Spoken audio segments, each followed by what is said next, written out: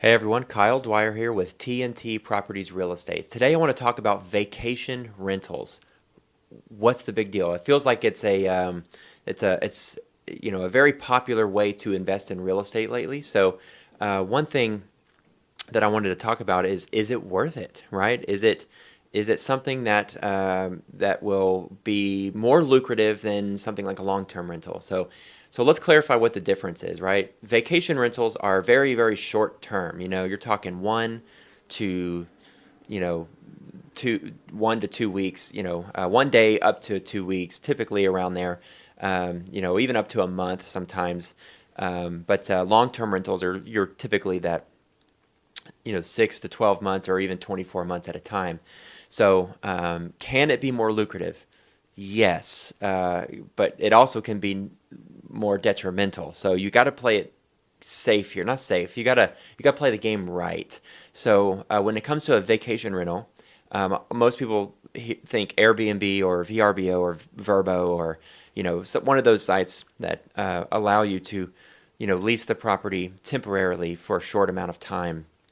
You've got to remember, if you have the mindset of I want to do a vacation rental and I'm going to purchase this property, there's a lot more upfront expense that you'll have to dish out that you wouldn't have to do necessarily for a long-term rental. So pros and cons. So what kind of expenses? Well, you got to furnish the place. You got to furnish it. You got to have beds. You've got to have plates, silverware, cups, couches, blankets, towels, bed sheets. It just goes. The list goes on and on and on and on. TV, internet. You've got to provide all of those things, and it has to be presented very well, right? It has to look nice. It has to look modern and clean and efficient.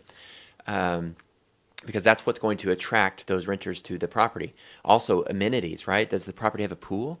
Is it in an HOA that has other things that the temporary renters can use? What's the location? Location is really like anything with real estate, location is important. If here in Bryan College Station, if you're doing vacation rentals, a lot of people use it for football games. So is it within walking distance to Kyle Field?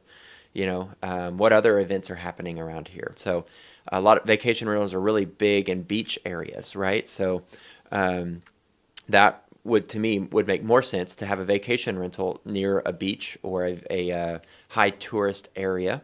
So now a lot of cities, like the city of College Station, for example, have implemented restrictions where you cannot purchase an investment property with the intention of it being a vacation rental.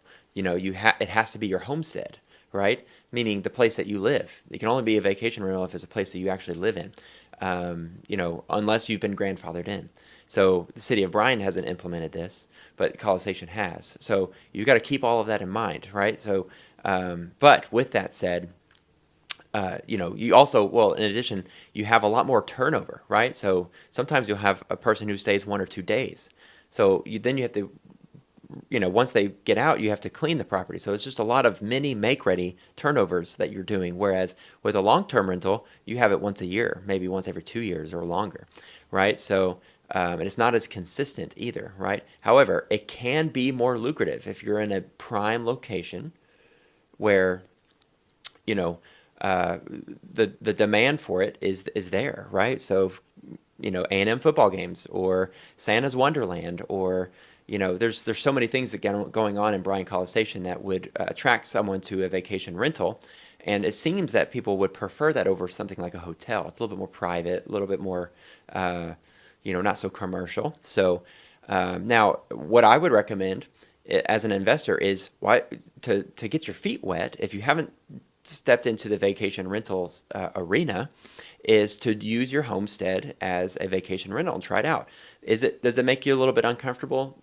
Yeah, but that's part of the game. You have to step outside your comfort zone to make that success happen. So that's what I personally do. I use vacation rentals for my personal home. I even have an RV that I use via Airbnb for, which really works very well. So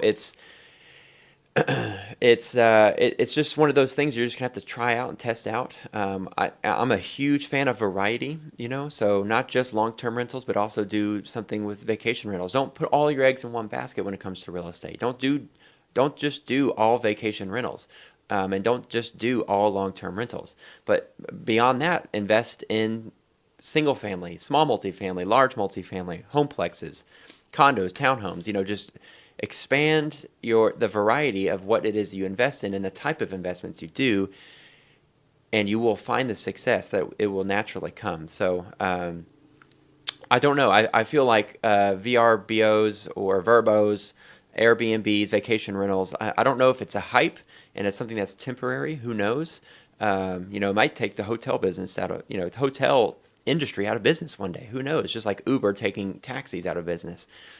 It's really hard to determine, but staying on top of things and staying modern with what is in the what's in the high demand is crucial, right? So yeah, so I think you should. It's definitely something worth trying. So you should reach out to me if you have any additional questions. Kyle at tnt-properties.com.